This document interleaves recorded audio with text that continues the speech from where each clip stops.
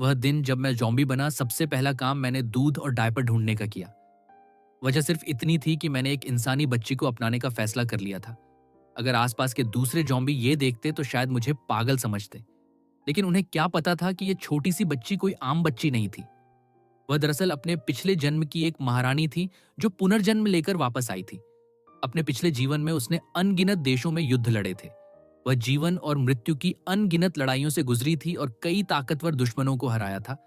लेकिन एक बेहद अहम परीक्षा के दौरान उस पर घात लगाकर हमला किया गया और आखिरकार वह स्पेस इंसेक्ट्स की रानी के हाथों मारी गई। अब वह दोबारा जन्म लेकर 50 साल अतीत में लौट आई थी, ठीक उस समय जब एपोकैलिप्स की शुरुआत हुई थी। बस एक समस्या थी, इस बार वह एक बच्ची बनकर लौटी थी।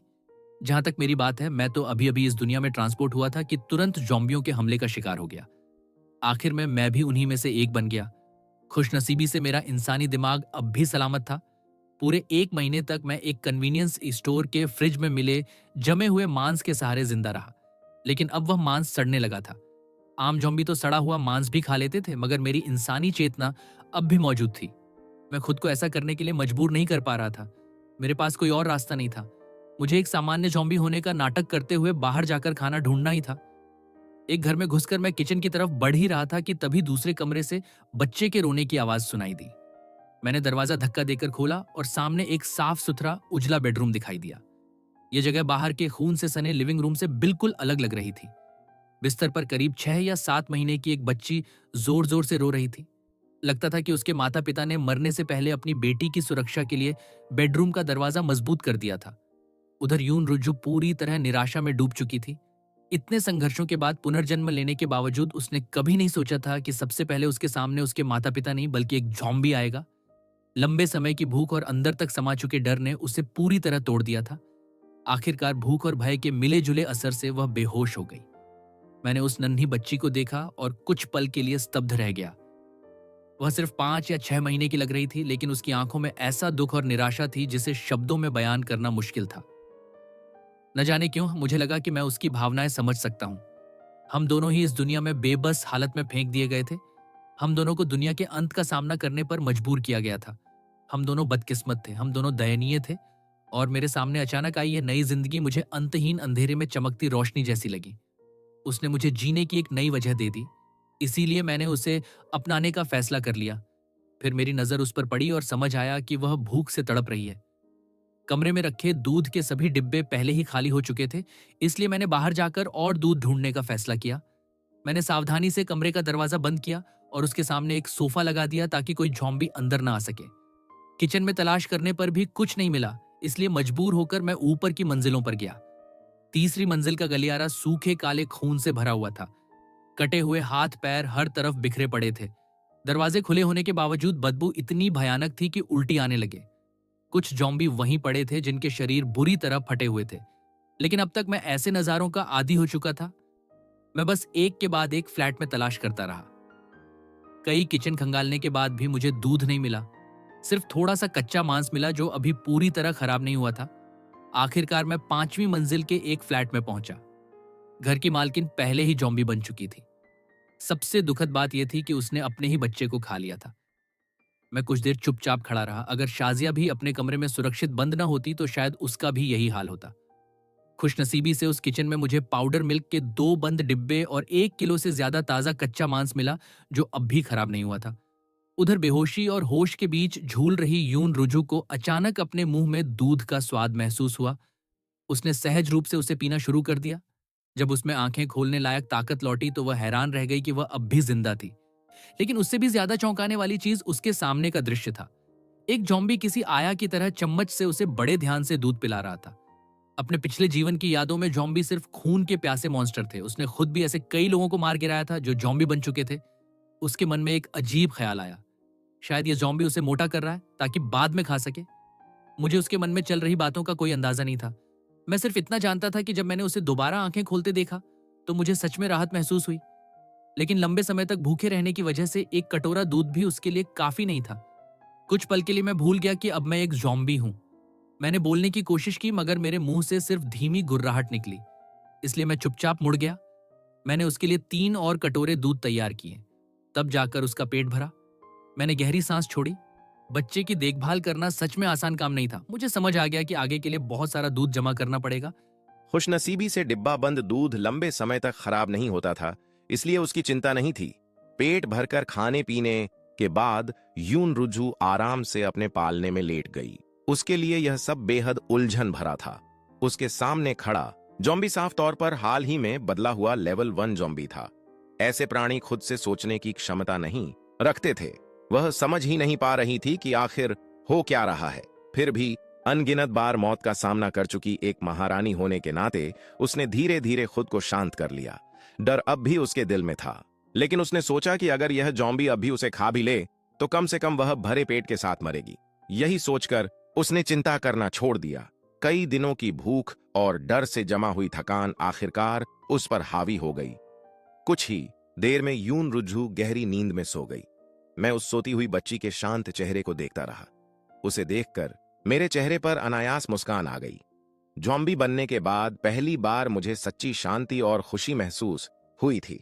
लेकिन इतनी छोटी बच्ची को अकेला छोड़ना मतलब उसकी मौत तय थी। इसी वजह से मैंने उसे अपने साथ रखने का फैसला किया। जिस इमारत में हम रह रहे थे वह 7 मंजिला पुराना अपार्टमेंट था। हम अभी दूसरी मंजिल पर थे, लेकिन वह जगह सुरक्षित नहीं थी। 7वीं मंजिल कहीं ज्यादा सुरक्षित थी, क्योंकि वहां से सीधे छत तक पहुंचा जा सकता था। इमारत पुरानी होने की वजह से अंदर बहुत ज्यादा जॉम्बी नहीं बचे थे, लेकिन जो थे वे निश्चित रूप से भूख से तड़प रहे थे। अगर वे हम पर टूट पड़ते तो मुझे बिल्कुल हैरानी नहीं होती। मैंने एक क्रोबार उठाया और चुपचाप पीछे से उनके सिर कुचलते हुए रास्ता साफ करना शुरू कर दिया। जब मुझे यकीन हो गया कि बच्ची आराम से सो रही है, तब मैंने नहाकर साफ कपड़े पहन लिए। अब मेरे डरावने घावों को छोड़ दिया जाए तो मैं लगभग एक सामान्य इंसान जैसा दिखता था। सबसे अच्छी बात यह थी कि एक कमरे में मुझे बच्चों के इस्तेमाल का पूरा सामान मिल गया। शायद एपोकैलिप्स शुरू होने पर उस परिवार ने जल्दबाजी में सब कुछ वहीं छोड़ दिया था। हाल के दिनों में लगातार इधर उधर घूमने की वजह से जॉम्बी बनने के बाद मेरे हाथ पैरों में आई जकड़न भी धीरे धीरे कम हो रही थी। अब मैं इंसानों जैसी कुछ साधारण हरकतें कर सकता था। मुझे समझ नहीं आया कि ऐसा क्यों हो रहा है, लेकिन मैंने इस बारे में ज्यादा नहीं सोचा। मेरा पूरा ध्यान सिर्फ यून रुजू पर था। जब मैं उसका डायपर बदलने के लिए नया डायपर उठाने लगा, तभी यून रुजू के मन में एक चौंकाने वाला विचार आया।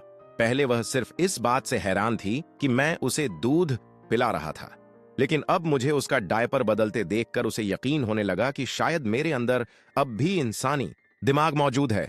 उसने हमारी पहली मुलाकात को याद किया और महसूस किया कि मैं बाकी जॉम्बियों से अलग था। मुझे दरवाजे का हैंडल घुमाना आता था। मैं क्रोबार से दरवाजे खोल सकता था। मैं दूध तैयार कर सकता था और एक बच्चे को खिला भी सकता था। ये सब ऐसे काम थे जो कोई साधारण लेवल 1 जॉम्बी नहीं कर सकता था। उसका शक लगातार बढ़ता गया। उसे लगने लगा कि सिर्फ इंसानी चेतना ही जॉम्बी की खून की प्यास को दबा सकती है। लेकिन अगले ही पल उसकी आंखें हैरानी से फैल गईं। वह मुझे जितना भी देखती, उसके सामने खड़ा जॉम्बी किसी भी तरह से महिला नहीं लग रहा था। उसने कभी नहीं सोचा था कि उसकी बेदाग प्रतिष्ठा को एक साधारण डायपर बदलने जैसी बात से नुकसान पहुंचेगा। हालांकि उसने जल्दी ही इस बात को स्वीकार कर लिया। आखिर पुनर्जन्म लेना ही अपने आप में एक चमत्कार था और उसकी जान भी इसी जॉम्बी ने बचाई थी। इतनी छोटी बात का मुद्दा बनाने का कोई मतलब नहीं था। जब यून रुजू ने मेरे अकड़े हुए शरीर को मुश्किलों के बावजूद उसका डायपर बदलते देखा, तो उसके मन में मेरे लिए सहानुभूति और गहरी कृतज्ञता दोनों पैदा हुई। उसे लगने लगा कि शायद कभी मेरा भी एक खुशहाल परिवार रहा होगा, लेकिन एपोकैलिप्स ने सब कुछ छीन लिया और मुझे जॉम्बी बना दिया। सब कुछ खो देने का दर्द और दुख किसी के लिए भी असहनीय होता, यही सोचकर उसका दिल पूरी तरह पिघल गया। उसी पल उसने मुझे अपना जॉम्बी पापा मान लिया। उधर मैं हमारे नए घर को व्यवस्थित करने में लगा रहा और साथ ही इस चिंता में भी था कि हम दोनों का पेट कैसे भरूंगा। आखिर मैंने जितना हो सके उतना खाना जमा करने का फैसला किया, लेकिन अगर मैं दिन में बाहर निकलता तो बचे हुए इंसानों को शक हो सकता था और वे आसानी से हमें ढूंढ लेते। इसीलिए मैंने सिर्फ रात में बाहर जाने का निर्णय लिया। जाने से पहले मैंने सिर्फ कमरे का दरवाजा बंद नहीं किया, मैंने प्रवेश द्वार और सीढ़ियों को भी पूरी तरह बंद कर दिया, ताकि न कोई ज़ॉम्बी अंदर आ सके और न कोई इंसान। मैं पहले ही ऐसे बहुत से लोगों को देख चुका था जो जिंदा रहने के लिए किसी भी हद तक जा सकते थे। इस एपोकैलिप्स में इंसानों के सबसे अंधेरे रूप हर दिन सामने आ रहे थे, इसलिए मैं बेहद सतर्क रहता था। बाहर निकलने से पहले मैंने ग्राउंड फ्लोर का लोहे का गेट भी मजबूती से बंद कर दिया और फिर सामान इकट्ठा करने निकल पड़ा। आसपास के घरों में अब ज्यादा चीजें नहीं बची थीं, लेकिन जो कुछ भी मिला उसे इकट्ठा करने पर वह हम दोनों के लिए काफी था। जब मेरा बड़ा हाइकिंग बैकपैक पूरी तरह भर गया तो मैं ढेर सारा दूध लेकर अंधेरे में वापस चल पड़ा। तभी अचानक मुझे कुछ अजीब महसूस हुआ। मैंने सिर उठाकर आसमान की ओर देखा और पाया कि ऊपर चमकता चांद गहरे रक्तिम लाल रंग में बदल चुका था। उसी समय यून रुझू की नींद खुली और उसने महसूस किया कि मैं कमरे में नहीं हूं। डायपर में आराम से पेशाब करने के बाद उसने यूं ही खिड़की के बाहर देखा और तुरंत उस रक्तिम चांद को देख लिया। उसकी आंखें फैल गईं। उसके मन में एक विचार कौन था? वैश्विक इवोल्यूशन का युग शुरू होने वाला है। खूनी चांद देखकर मैं भी हैरान हुआ था, लेकिन जब मैं पहले ही खुद को ज़ॉम्बी एपोकैलिप्स के बीच पा चुका था और साइंस फिक्शन फिल्मों में ऐसे दृश्य कई बार देख चुका था, तो मैंने इसे उम्मीद से कहीं जल्दी स्वीकार कर लिया। मेरे दिमाग में दुनिया का अंत बिल्कुल ऐसा ही दिखना चाहिए था, इसलिए मैं बिना रुके सामान उठाकर लाता रहा, यहां तक कि किताबें भी पीछे नहीं छोड़ी। लेकिन चौथी बार सामान लाते समय अचानक मुझे अपने शरीर में कुछ गड़बड़ महसूस हुई। मेरा ठंडा और निर्जीव शरीर अचानक आग की तरह तपने लगा। यह एहसास अजीब तरह से परिचित भी था और बिल्कुल नया भी, मानो मैं फिर से एक जीवित इंसान बन गया हूं। लेकिन तभी मेरे दिमाग में भयानक खुजली शुरू हो गई। ऐसा लग रहा था जैसे मेरा पूरा सिर फटने वाला हो। घबराहट ने तुरंत मेरे दिल को जकड़ लिया। मेरे मन में बार बार एक ही सवाल उठने लगा, क्या मैं अपनी इंसानियत खोने वाला हूं? क्या मैं आखिरकार एक असली खून का प्यासा ज़ॉम्बी बन जाऊंगा? मैं बुरी तरह डर गया। लेकिन यह सिर्फ मेरे साथ नहीं हो रहा था। चांदनी के नीचे खड़ा हर ज़ॉम्बी यही बदलाव महसूस कर रहा था। जो इंसान उस रक्तिम चांद की रोशनी में थे, वे भी बदल रहे थे। उनके शरीर गर्म होने लगे, खून तेजी से दौड़ने लगा और उनकी हड्डियां पहले से ज्यादा मजबूत होती चली गईं। उधर कमरे के अंदर मौजूद यून रुझू भी उस लाल चांद की रोशनी में पूरी तरह नहाई हुई थी। उस रक्तिम चांद की रोशनी में नहाते हुए यून रुझू का छोटा सा शरीर हल्का हल्का कांपने लगा। एक गर्माहट उसके पूरे शरीर में फैल गई। मुझे नहीं पता कितना समय बीत गया, लेकिन आखिरकार मेरी चेतना वापस लौटी। पहली नजर में आसपास सब कुछ पहले जैसा ही लग रहा था, लेकिन मैं तुरंत महसूस कर सकता था कि मेरी हरकतें पहले से कहीं ज्यादा तेज हो गई थीं। जब मैं पहली बार ज़ॉम्बी बना था, तब मेरा शरीर बेहद अकड़ा हुआ था, लेकिन अब वह जकड़न काफी हद तक गायब हो चुकी थी। फिर मेरी नजर एक और चौंकाने वाली चीज पर पड़ी। मेरे शरीर पर फैली काली नसें गायब हो चुकी थीं और मेरे सिर पर बाल भी दोबारा उगने लगे थे। यहां तक कि सड़कों पर घूमते दूसरे ज़ॉम्बी भी बदल चुके थे। उनके घिनौने चेहरे अब पहले से थोड़े ज्यादा इंसानों जैसे लग रहे थे। मेरे दिल में खुशी की एक छोटी सी लहर उठी। लगता था कि यह दुनिया उतनी साधारण नहीं थी जितना मैंने शुरुआत में सोचा था। इसी दौरान जब मेरा सामना एक दूसरे ज़ॉम्बी से हुआ, तो मुझे अचानक कुछ अजीब महसूस हुआ। ऐसा लग रहा था जैसे हमारे बीच कोई अदृश्य धागा जुड़ा हुआ हो। मैं हैरानी से वहीं रुक गया। शुरुआत में मुझे लगा कि शायद यह मेरा भ्रम है, लेकिन जल्द ही मेरे मन में एक संभावना उभरी। ऐसा महसूस हो रहा था जैसे मैंने कोई विशेष शक्ति जागृत कर ली हो। उस अदृश्य धागे के जरिए मैं अपने विचार सीधे उस ज़ॉम्बी के दिमाग तक पहुंचा सकता था, मानो किसी कठपुतली को नियंत्रित कर रहा हूं। जब मैंने और ज्यादा ध्यान लगाया, तो वह संबंध और मजबूत हो गया। धीरे धीरे मैं अपनी इच्छा के अनुसार ज़ॉम्बियों से और भी जटिल हरकतें करवाने लगा। मैंने इस शक्ति का नाम रखा ज़ॉम्बी कंट्रोल। लेकिन बार बार परीक्षण करने के बाद मुझे पता चला कि मैं एक समय में सिर्फ 2 ज़ॉम्बियों को ही नियंत्रित कर सकता हूं। अगर वे बहुत दूर चले जाते तो मेरा नियंत्रण कमजोर पड़ जाता और वे मेरे आदेशों का सही तरह पालन नहीं कर पाते। मुझे लगा कि यह मेरी मानसिक शक्ति की सीमा की वजह से था। इसी कारण मैंने अपने नियंत्रण वाले ज़ॉम्बियों को ज़ॉम्बी पपेट्स कहना शुरू कर दिया। कुछ देर प्रयोग करने के बाद मेरा दिमाग थोड़ा थक गया। तभी मुझे याद आया कि यून रुझू अपार्टमेंट में अकेली है। मैंने तुरंत अपने दोनों पपेट्स को सामान उठाने का आदेश दिया और हम सब जल्दी जल्दी घर की ओर लौटने लगे। सच कहूं तो ज़ॉम्बी सबसे बेहतरीन नौकर साबित हो सकते थे। उन्हें खाने की जरूरत नहीं थी, पानी की जरूरत नहीं थी, सोने की जरूरत नहीं थी और तनख्वाह की भी जरूरत नहीं थी। उधर रक्तिम रात खत्म होने के बाद यून रुझू भी अपनी गहरी नींद से जाग उठी। जैसे ही उसने आंखें खोलीं, उसके दिमाग में अचानक भारी मात्रा में जानकारी उमड़ पड़ी। उसकी आंखों में तुरंत उत्साह चमक उठा। इस बार उसे जो शक्तियां मिली थीं, वे उसके पिछले जीवन से अलग थीं। अब उसने टेलीकिनेसिस जागृत कर ली थी, जिससे वह सिर्फ अपने विचारों के सहारे वस्तुओं को हिला सकती थी। लेकिन उससे भी ज्यादा चौंकाने वाली बात यह थी कि उसे अपनी पुरानी शक्ति भी वापस मिल गई थी। वही समय को नियंत्रित करने वाली शक्ति जिसने पिछले जन्म में उसे महारानी बनाया था। इन दोनों शक्तियों में बेहद भयावह संभावनाएं छिपी थीं। एक दिन वे उसे संसार का सबसे शक्तिशाली अस्तित्व बना सकती थीं। अपने पिछले जीवन में वह सिर्फ टाइम कंट्रोल की मदद से महारानी बनी थी, लेकिन अब उसके पास दो असाधारण शक्तियां थीं। एक आक्रमण और रक्षा दोनों में अद्भुत थी, जबकि दूसरी स्वयं वास्तविकता के प्रवाह को प्रभावित कर सकती थी। हालांकि जब उसने अपनी शक्तियों का उपयोग करने की कोशिश की तो उसे जल्द ही वास्तविकता का एहसास हो गया। आखिर उसका शरीर अभी भी एक नन्ही बच्ची का ही था। कुछ ही क्षणों में उसके सिर में भयंकर दर्द शुरू हो गया। कमजोरी की एक लहर पूरे शरीर में फैल गई। उसकी मानसिक शक्ति अभी बेहद कमजोर थी, लेकिन फिर भी वह अपने भविष्य को लेकर उत्साह रोक नहीं पा रही थी। उसे पूरा विश्वास था कि जैसे जैसे वह बड़ी होगी, उसकी ताकत उसके पिछले जीवन की उपलब्धियों से भी कहीं आगे निकल जाएगी। वह तो यह तक सोचने लगी कि पूरी तरह विकसित होने के बाद वह कितनी भयावह और शक्तिशाली बन जाएगी। भविष्य के बारे में सोचते ही उसने मन ही मन एक दृढ़ संकल्प लिया। एक दिन वह स्वयं उस इंसेक्ट क्वीन को हराएगी जिसने उसके पिछले जीवन का अंत किया था। उसी समय बाहर से कुछ तेज आवाजें सुनाई दीं। यून रुजू ने तुरंत अंदाजा लगा लिया कि उसका जॉम्बी पिता शायद वापस लौट आया है। उसके मन में एक सवाल भी उठा, अगर कोई जॉम्बी अपनी इंसानी चेतना बनाए रख सकता है तो क्या रक्तिम रात के बाद उसे भी विशेष शक्तियां मिल सकती हैं? उधर जब मैंने देखा कि गलियारे को रोकने के लिए रखा गया अलमारी का बड़ा ढांचा अपनी जगह से हिला तक नहीं था, तब जाकर मैंने राहत की सांस ली। इस दुनिया में आने के बाद पहली बार मैं किसी और के लिए इतना चिंतित हुआ था। मैंने तुरंत अलमारी हटाई और जल्दी से कमरे के अंदर पहुंचा। वहां यून रुजू जाग चुकी थी और चुपचाप मेरी तरफ देख रही थी।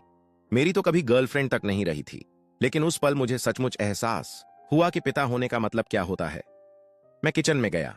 बिजली और पानी दोनों बंद थे, इसलिए मैंने मिनरल वाटर की बोतल से उसके लिए दूध तैयार किया। जब मैं दूध बना रहा था तब यून रुजू भी अपने नए ज़ॉम्बी पिता को ध्यान से देख रही थी।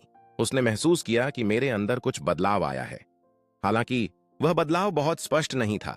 कम से कम अब मैं पहले से थोड़ा ज्यादा इंसानों जैसा दिखने लगा था। यह उसके पिछले जीवन में देखे गए ज़ॉम्बी इवोल्यूशन से बिल्कुल अलग था। उस समय कई प्रकार के ज़ॉम्बी मौजूद थे। उदाहरण के लिए टैंक ज़ॉम्बी। वे विशालकाय राक्षस थे जिनकी मांसपेशियां बेहद डरावनी और शरीर अविश्वसनीय रूप से मजबूत होता था। उनके शरीर चलते फिरते युद्धक टैंकों जैसे थे और वे हर सर्वाइवर के लिए दुःस्वप्न साबित होते थे। इसी वजह से यून रुजू ने शुरुआत में सोचा था कि चूंकि मैं एक विशेष ज़ॉम्बी हूं, इसलिए रक्तिम रात के बाद मैं भी बेहद ताकतवर बन जाऊंगा। आखिर एपोकैलिप्स में ताकत ही जीवित रहने की सबसे बड़ी कुंजी थी। लेकिन जब उसने देखा कि मेरे अंदर कोई बड़ा बदलाव नहीं आया तो वह थोड़ा निराश हो गई। इसी कारण उसने मन ही मन एक वादा किया, जब वह बड़ी होगी तो इतनी मजबूत बनेगी कि खुद मेरी रक्षा कर सके। वह अच्छी तरह जानती थी कि अगर मैं न होता तो उसका कमजोर शिशु शरीर इस एपोकैलिप्स में बहुत पहले मर चुका होता, और वह उन लोगों में से थी जो किसी का एहसान कभी नहीं भूलते थे। खासकर इतना बड़ा एहसान तो बिल्कुल नहीं। अपने दिल में उसने चुपचाप कहा, जब मैं पूरी तरह असहाय थी तब तुमने मेरी देखभाल की। उसने मन ही मन कहा, जब मैं असहाय थी तब तुमने मेरी देखभाल की थी। जब तुम बूढ़े हो जाओगे तब मैं तुम्हारी देखभाल करूंगी। उसके लिए यह कोई खोखला वादा नहीं था। सबसे महत्वपूर्ण बात यह थी कि वह ज़ॉम्बियों के इवोल्यूशन का तरीका अच्छी तरह जानती थी। सबसे आम तरीका था जीवित प्राणियों का मांस खाना। इसके अलावा वे दूसरे विकसित ज़ॉम्बियों के दिमाग में बनने वाले क्रिस्टल कोर को भी अवशोषित कर सकते थे। जिस भी ज़ॉम्बी में विशेष शक्तियां जागृत होती थीं, उसके दिमाग में धीरे धीरे एक क्रिस्टल कोर बन जाता था। यून रुजू को पूरा भरोसा था कि अपने पिछले जीवन के ज्ञान की मदद से वह क्रिस्टल कोर इकट्ठा कर सकती है और मुझे एक उच्च स्तर के ज़ॉम्बी में विकसित कर सकती है। जब वह दिन आएगा तब मैं फिर से बोल पाऊंगा और मेरा शरीर भी धीरे धीरे इंसानों जैसा बनने लगेगा। बेशक मुझे इस बात का जरा भी अंदाजा नहीं था कि यह छोटी बच्ची क्या क्या सोच रही है। मैं सिर्फ इतना देख पा रहा था कि वह चमकती आंखों से उत्सुकता के साथ मुझे देख रही थी, और यह देखकर मुझे सच में खुशी हो रही थी। भले ही मैं बोल नहीं सकता था, लेकिन मैं बड़े उत्साह से इशारों में बातें करने लगा। मैं उसे बताना चाहता था कि मैंने उसके लिए 2 जॉम्बी बॉडीगार्ड भी ढूंढ लिए हैं, साथ ही उसके लिए खिलौने भी लाया हूं। इतना ही नहीं, मैं उसके लिए किताबें भी उठा लाया था, जिनमें 5 साल के मॉक एग्जाम और 3 साल की कॉलेज रिव्यू सामग्री तक शामिल थी। फिर अचानक मुझे एक बात याद आई। मैंने अभी तक यून रुजू को कोई प्यारा सा निकनेम नहीं दिया था। कुछ देर सोचने के बाद मैंने फैसला किया कि चूंकि हम 7वीं मंजिल पर रह रहे हैं, इसलिए मैं उसे किकी बुलाऊंगा। उम्मीद थी कि यह नाम हमेशा हमें 7वीं मंजिल वाले हमारे छोटे से घर की खुशियों की याद दिलाता रहेगा। पिछली रात इकट्ठा किए गए सामान से मैं बेहद संतुष्ट था। मुझे पता था कि यह राशन काफी लंबे समय तक हम दोनों का पेट भर सकता है। इस एपोकैलिप्स में आगे क्या होगा, इसका कोई अंदाजा नहीं था। इसलिए मैंने फिलहाल बाहर जाने के बजाय अंदर रहकर दुनिया को देखना और समझना बेहतर समझा। जब तक मुझे पूरी तरह यकीन न हो जाए कि बाहर जाना सुरक्षित है, तब तक मैं इंतजार करना चाहता था। मैं लिविंग रूम में गया और लगभग आधा मीटर लंबी एक विशाल माचेते उठा ली। मुझे नहीं पता था कि इस अपार्टमेंट का पुराना मालिक किस काम में था कि उसके पास इतना खतरनाक हथियार मौजूद था। हालांकि मैंने कभी औपचारिक तलवारबाजी नहीं सीखी थी, लेकिन मेरी जॉम्बी ताकत इतनी थी कि मैं उसे आसानी से घुमा सकता था। मैंने मार्शल आर्ट्स नॉवेल्स और फिल्मों में देखी गई तलवार तकनीकों की कल्पना की और लिविंग रूम में अभ्यास शुरू कर दिया। अब मेरे पास हथियार था, इसलिए मुझे भरोसा था कि मैं एक साथ कई दुश्मनों का सामना कर सकता हूं। उधर मैं अपनी चाल और वार का अभ्यास कर रहा था, जबकि यून रुझू थोड़ी देर आराम करने के बाद अपनी नई शक्तियों पर काम कर रही थी। उसने टेलीकिनेसिस का उपयोग करते हुए बेडसाइड टेबल पर रखी एक चांदी की सुई पर ध्यान केंद्रित किया। हालांकि उसका नियंत्रण अभी बहुत कमजोर और धीमा था, लेकिन धीरे धीरे वह सुई हवा में उठने लगी और कमरे में तैरने लगी। इसी तरह देखते ही देखते 2 दिन बीत गए। हम दोनों ही इस दौरान काफी व्यस्त और मेहनती रहे। एक दिन जब मैंने यून रुजू को दूध पिलाया, तभी बाहर से अचानक किसी भारी चीज के टकराने की तेज आवाज आई। मैं तुरंत बालकनी की खिड़की की ओर गया और नीचे सड़क पर नजर डाली। वहां कुछ अजीब हो रहा था।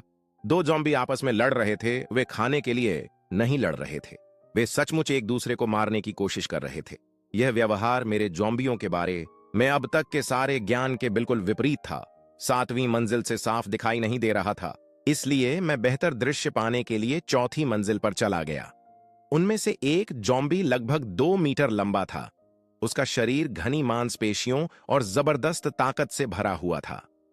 दूसरा जॉम्बी काफी दुबला था, लेकिन उसके पंजे धारदार ब्लेड जैसे थे। विशाल टैंक जॉम्बी के पास अद्भुत रक्षा क्षमता थी, जबकि दुबला जॉम्बी गति और आक्रमण में माहिर था। लेकिन चाहे वह कितनी भी तेजी से हमला करता, वह टैंक जॉम्बी की रक्षा नहीं तोड़ पा रहा था।